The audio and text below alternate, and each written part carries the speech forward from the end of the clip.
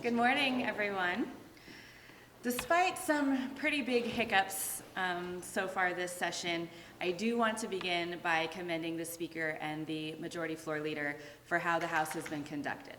As I said, y'all know we've had some big hiccups in terms of bills and some specific things, but overall, the floor has been managed very well, and the pace that we're going has been much better than years past. So I do want to thank them for the work that they've been doing. I think the changes in how we've operated are noticeable, and our institution is better for it. But while the day-to-day procedures are much improved, the majority party's priorities leave much to be desired and fail to address the issues most Missourians care about. Missourians want a state that focuses on building strong, safe, healthy, and economically vibrant communities. Instead of building, the majority party uses its power to tear. They've been tearing things and people down. In the first half of session alone, they've prioritized stripping the power of voters to use the initiative petition process, dismantling the political power of Black communities, and attacking public schools and their teachers. And perhaps worst of all, they've wasted countless hours demonizing children who just want to live their lives in peace as who they are. For the vast majority of Missourians, the majority party's so-called priorities really mean nothing. During the final weeks of session, House Democrats will continue to push the issues that matter, that will improve the lives of Missourians. And with that, we're happy to take questions. On the schools data that was released this week, I was wondering if you could talk a little bit about your reaction to that, sort of how that's been driving conversation the last couple of weeks. Absolutely. We knew that the DESE report with the MSIP 6 scores was coming. We were told kind of what to anticipate. I would say what's been interesting about the numbers, and I hope we continue to dive into more, is that 43% of all of the charter schools are either provisionally unaccredited or unaccredited. Public schools without the charters, only 19% are provisional and 0 are unaccredited. And I think that's an important part of this conversation. We have a lot of concerns about the scoring mechanism. We have a lot of concerns with where DESE is currently at. But for this to be pivoted into any sort of conversation of, oh, we need more school choice, our public schools are failing, the numbers alone don't support that. You know, that bill passed the House with a closer vote than normally what happens. You know, it goes over the Senate where it's failed in years past. What do you think? You know, kind of, I know I always ask what the Senate will do, but he's got kind of a lot of changes kind of throughout. You know, I think open enrollment is one of those pieces that, as you said, they've tried to pass it every year that I've been here, and it's never actually gotten through. The big conversation is with rural communities. We know that the school is the most important piece of the lifeline of those towns. And open enrollment does nothing to support those schools. We know that open enrollment just means charter schools everywhere, and I think that most Missourians don't want that, and most of the Republicans seem to listen when it comes to at least this topic to their constituents, and I think that this year is going to be exactly the same. How do you mean it means charter schools everywhere? Well, because with the opening of allowing folks to move around, adding in also this MSIP 6 scores, it's a hard one to say. Part of that new ruling is after 3 years of after 3 years of being provisional unaccredited, then that allows for charter schools to actually go in there. And so when you partner that with the open enrollment of allowing parents to pick and choose where their kids go, and then the funding pieces that come along with that, I do believe that rural schools are going to be impacted the most. But you can't transfer out of a regular public school to a charter school under the open enrollment bill, right? Well, charter schools are actually public schools, I know, by definition. But you can't transfer to a charter school. I think that is going to open Pandora's box for us to continue to see these changes. And I do think that open enrollment is step one, and the Republicans have actually said this before. Open enrollment first, charter school expansion second. They have actually said that is the plan. And so this is going to build off of that, and I do 100% believe that it's going to impact those communities. What should we be focusing on as far as education in the second half? I think that we need to have a real conversation about DESE. I mean, opening day, y'all asked, are we pointing the finger at DESE here? And I told you that some of our members are. And I think that we do need to have an actual conversation around what the institution, how it's performing, what that looks like, how we are grading our schools and our teachers, how we are scoring our children. What does that testing look like? We need to dive into that. And then, as you've heard us say many times, we need to actually be talking about support for our teachers and the administration and the schools themselves. We have had minimal pay raises, which y'all may ask about that in a moment, but that's not enough.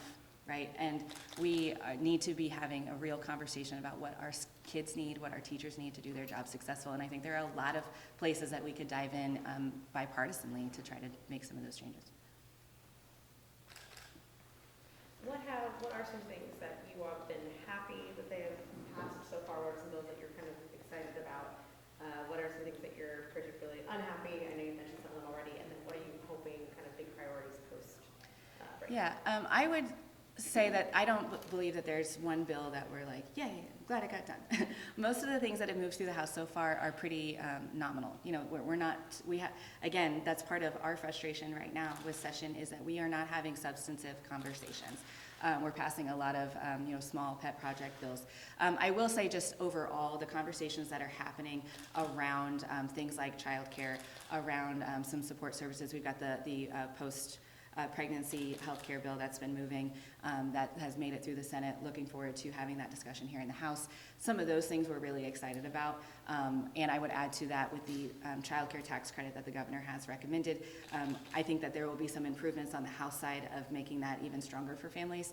So I'm excited about those pieces, but I can't necessarily point to one bill that we are really happy has made it through yet, because there just hasn't been anything in my mind that has really tackled the issues at hand. Do you see a similar situation where last year was kind of like on the bills, but really a big fan of the budget? Do you see kind of a similar situation? I do, yeah, and I think that that's probably how it should be, to be honest with you. Our number one constitutional duty, as you all know, is to pass the budget. And what I will say to that, though, is we are a bit delayed in that process. And the process switch that we've had on the House side has left a lot to be desired in terms of doing, in my mind, an adequate evaluation of where our departments are and what they need. I'm really disappointed with the shift that has happened in our public hearings for that. But that said, I do think that there is a huge opportunity before us to do some really good things for Missourians. Response on the SEPA decision handed down earlier this week. We're not surprised. Those of us who were here when we had the debate, we constantly told them this was unconstitutional. It's not going to go anywhere. What I will say, though, I know that the Attorney General plans to appeal it, and it continues to move up the chain. Missouri Republicans are not secretive about their plans to try to be the first in our country to do whatever and to have it hold up in court. Abortion was a great example of that. They want it to go all the way up to the Supreme Court so they can have this discussion. They don't hide that fact. What I will say is it is really refreshing for us, one, for the courts to back what we've been saying on the floor, but then also to lift this conversation back up. Because as soon as that bill went into effect, we have seen law enforcement officers resigning their posts. We have heard from them time and time again that they cannot do their jobs. And now, hopefully, we'll be able to make some of those changes, but that doesn't make up for the 1.5 year loss that we've seen of chaos and serious damage in our state. Follow-up, speaking of controversial subjects, obviously the two-day filibuster in the Senate on the Missouri SAFE Act. Response? Yeah, my response would be that I'm not surprised that the Conservative Caucus is back and that compromise is not a part of their dialogue that they have over there. I know I can speak to our side. We have had lots of conversations with the Republican leadership about our concerns with the bill, trying to find something that protects our kids and allows them to maybe alleviate some fears. Compromise on this one is really, really hard. And so I would want to give a huge shout out to the Senate Democrats for holding the floor and really taking lead on those discussions. But yes, to your point, it all fell apart and the Senate again went home early, which is becoming a pattern for them. I will say I'm glad they didn't get it done. I'm glad that this has continued to hold out because we know that it's going to have serious impacts on the way that doctors can provide care. But we'll see when they get back how this all plays out. Speaker Clocker said that if it shows that they've been kind of waiting for the Senate to pass it before it comes over to you, so it's kind of been a stalling on the bills that I know have gone through committee on this side. But if the Senate can't do it, he said the House is prepared to. Kind of how do you feel about that decision, or kind of feel like any delay is good, and the fact that it might make it harder to get across the finish line? I think in a place like Missouri where the numbers are the way they are in political parties, delay is good no matter what topic we're talking about. But that said, I have no doubt that the House will pass something if the Senate doesn't. But I think that he's right in that if the Senate isn't able to get it done, I think nothing passes at all. And so we could bring it up here, we can yell all day long about the bill, but until the Senate actually comes to some sort of agreement, then I don't think that anything passes. To go back on